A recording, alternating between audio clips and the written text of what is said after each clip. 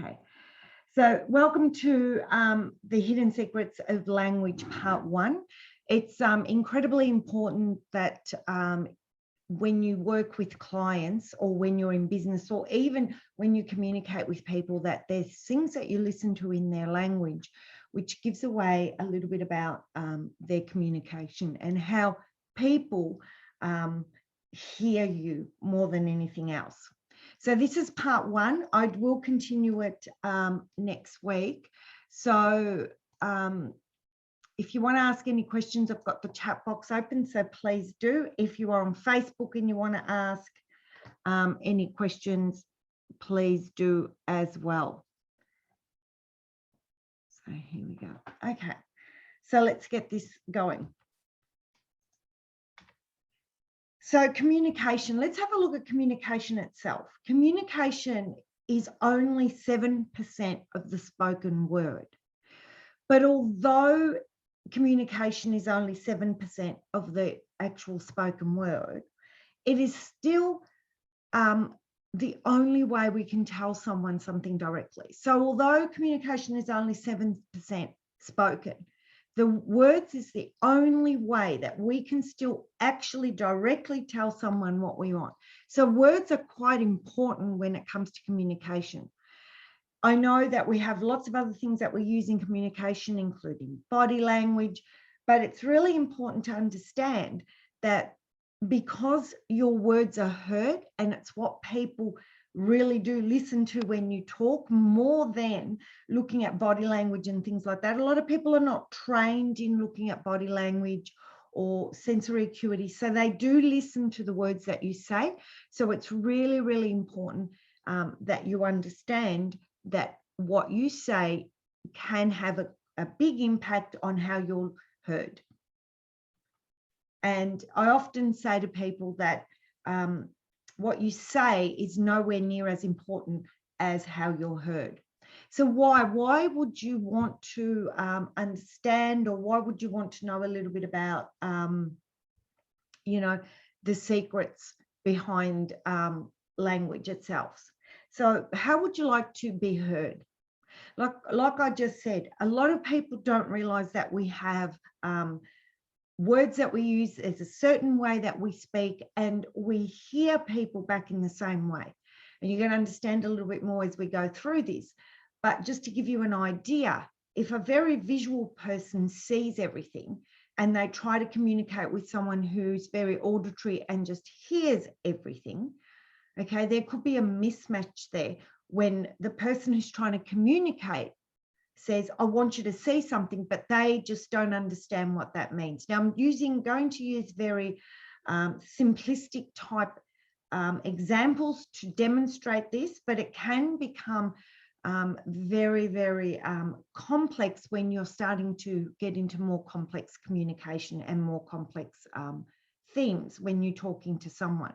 So being able to communicate to someone in their style allows them to hear you.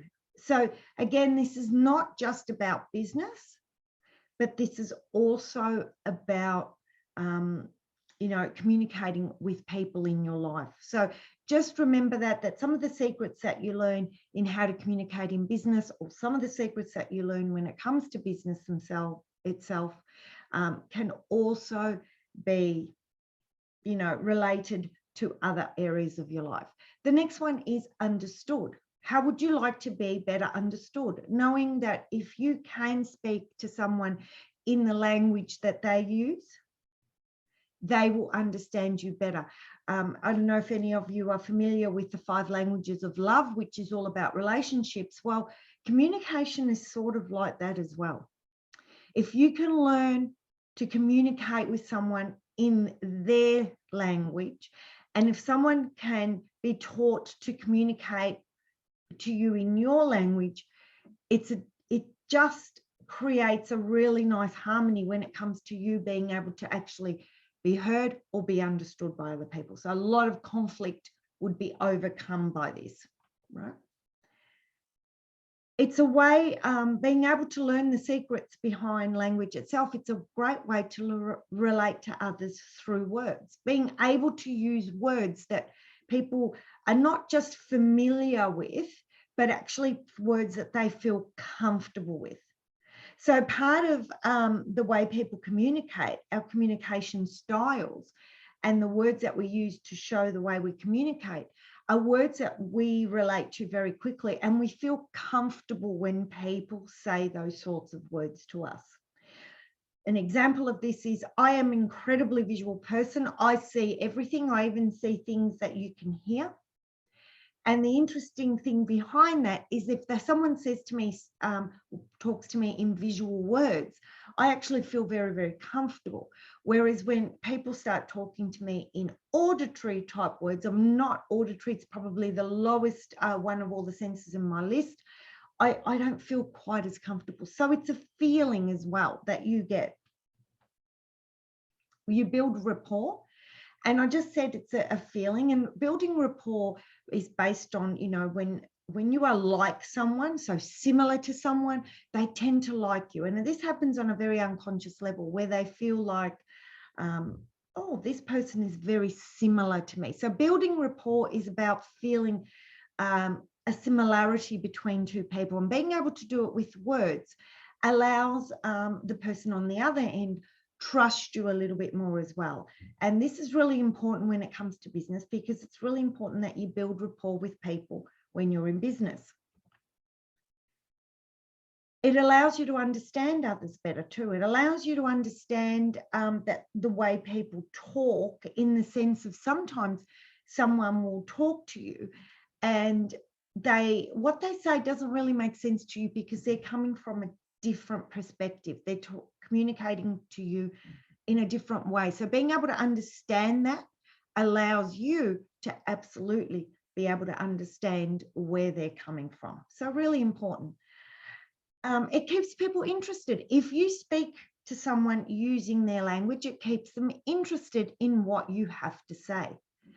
If you start speaking to people in not their language, you know, they will slowly sort of wander off and not be as interested as if you're speaking to them in their language. So really important to understand that. And it's also important that you learn how to sell your products to a potential client using their language, their preferred language skills, their preferred way of communication, rather than yourself. One of the biggest mistakes that happens in business is that people sell to their potential clients using their way of selling, or their way of buying, I should say, using their language. They try to sell with them using their own strategies for buying, and it does not work with the other person.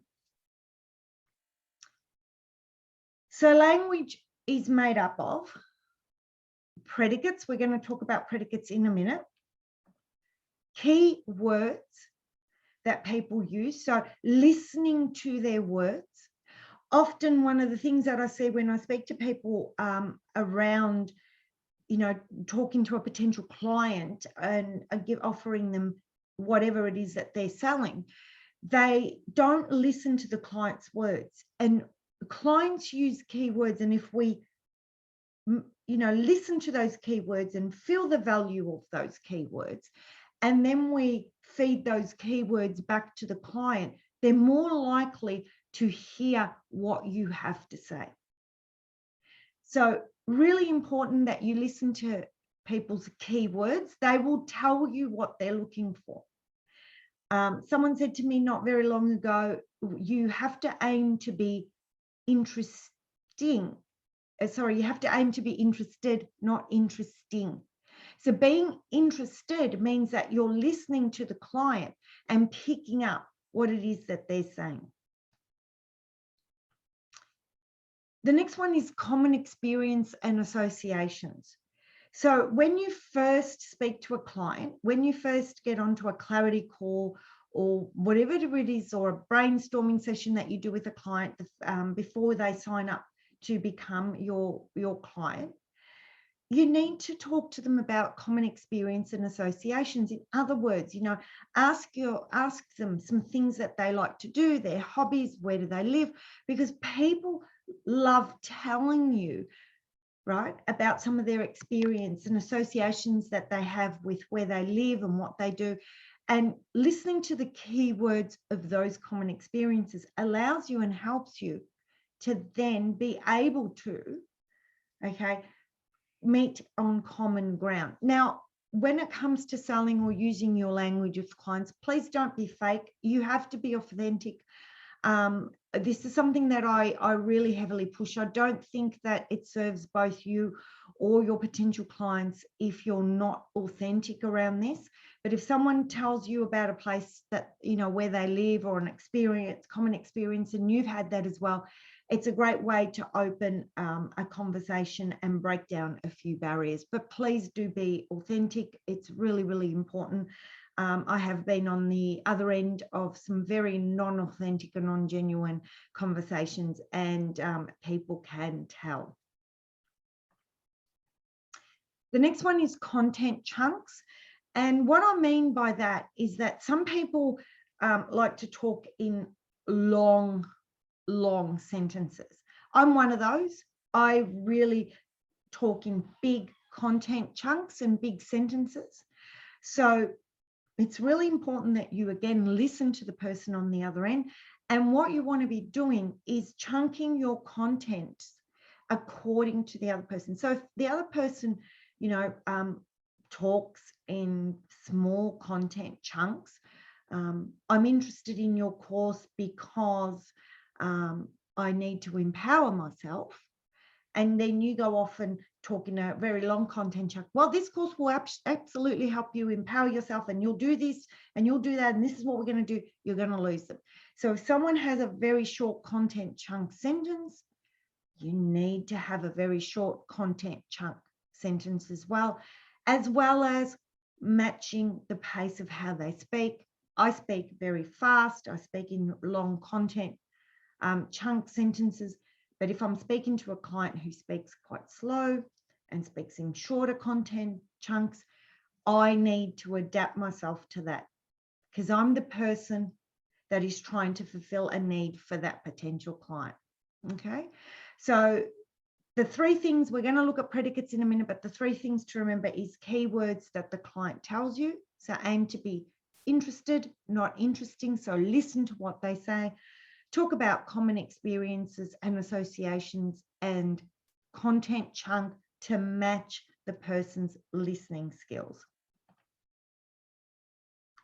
So let's have a look quickly at some preferred representational systems, because this is really, really, really important.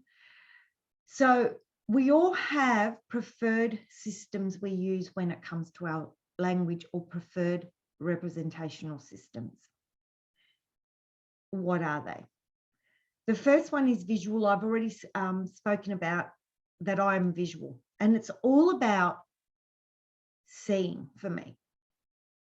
It's all about words that describe the visual experience. Okay, it's all about words that describe anything that I see. The next one is auditory. And auditory is all about the hearing experience. So people might talk about, you know, the way they hear things, or that they heard something.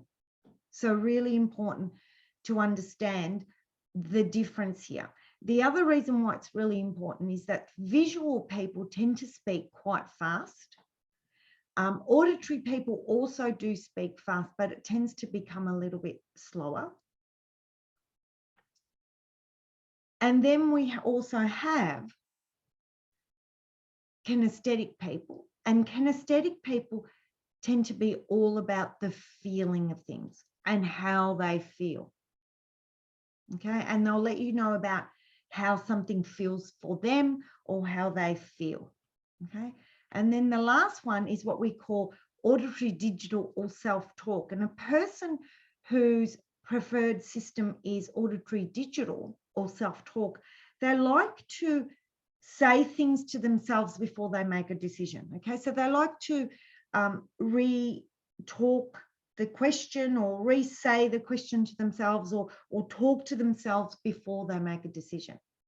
Now, it's really, really important that you understand how another person communicates, because this is how they will see, hear, feel, or think about what you say. So it's really important that you understand first and foremost what is your preferred representational system. Like I said, mine's visual. But when I actually speak to a client, I love to listen to their words and to see what words do they use. Okay, so what words do they use, which will give away for me whether they are also visual, whether they're auditory, whether they're kinesthetic, or whether they are auditory, digital, or self-talk. Because then I am the person that needs to become flexible, because I need to be heard by the client. So then I will adapt my language to suit the clients so that they can feel comfortable and actually hear me. Now, if you want to use this in communication skills, whether you're in the workplace or whether you're in your family, it's really important that once you understand what your representational system is, and let's say you want to have a conversation or there's a communication breakdown between two people and you want to communicate, that not only do you understand the other person's, but then you let them know what yours is as well. In a business situation where, let's say, you're selling to a potential client, it's not so important that they understand what your representational system is. It's more important that you understand what theirs is and that you adapt to that so that the person can actually hear you, understand you. And if you're using keywords that they use, you use their representational system, you've done your building of rapport and you have, you know, similar experiences with them and you're using your content chunks as well, that person is going to be more likely to listen to you when you begin to build the value of your product and fit their need to your product itself. Okay, if you have any questions, just pop them in the chat room. If you have any questions in Facebook, I do apologize this morning that I was not able to Zoom directly into the Facebook group this morning.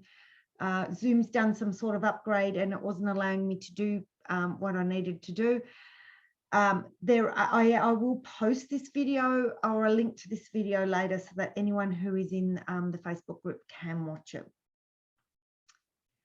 So let's have a quick look at predicates, the words that your clients can use. So predicates are the words we use, and these are how you hear a person's understanding of, or how you understand, sorry, I should say, their way of speaking. So the very first one is visual. People that are visual will say, I see, I saw, all sort of words that are around visual, like they might talk about the brilliant colors, or they looked at something. So just listening, you will hear those sorts of phrases. Someone who's auditory talks about I hear, I heard, I listened to. An auditory person will be all about listening, hearing, and again, you need to listen very carefully for them saying those words. A person who is kinesthetic will be all about I feel, how they felt, how things made them feel. Okay, so listen again to people when they speak to you and what is it that they're saying in their language that will allow you to communicate with them better. And someone who's auditory digital is all about I sense, I think. People who are auditory digital need to rethink about something before they can give you an answer. And people who tend to be kinesthetic and auditory digital tend to speak slower and tend to also process information a little bit slower, not because there's anything wrong with them, because someone who is kinesthetic will wait for a feeling, and someone who is an auditory digital will repeat what you've just said to them. So they will not respond back as quickly as someone who's visual or auditory. Okay. So that's it for part 1 today. Thank you so much for being here. I am going to bring you part 2 of this next Tuesday morning at 8 o'clock. We now will be doing these lives. These live videos will be available. If you've registered, you will receive one, but they will be available on YouTube as well, and they will be going live into my Facebook group. So if you are on Facebook, in the group and you would like to ask some questions, please pop them below. If you are on YouTube, please subscribe to my channel. I have a multitude of different videos that have already gone in, and I will continue to add to them weekly at the moment. But if you would like to watch this live, please either register for next week's webinar or please jump into the Facebook group when I bring you part 2 of the Hidden Secrets of Language. I don't want to make these too long. I want to make them easy and to digest by making them quick and sharp. So if you do have any questions, please do ask. And you can find me, if you are watching this other than on one of the social media platforms, you can find me on YouTube, Facebook, LinkedIn and Instagram. If you have any questions or would like me to cover any topics for you around my business secrets that I've used for many years to build many successful businesses, please do yell out. Thank you again for watching, everyone. I really look forward to seeing you again next week. Thank you to everyone in the Facebook group. I will be jumping on and doing more lives in this group now over the next couple of months until I get back into another training season. Bye for now. Thank you for everyone who has joined me in the actual webinar itself. I'm going to stop the share, and I look forward to seeing you again next week. Thank you so much.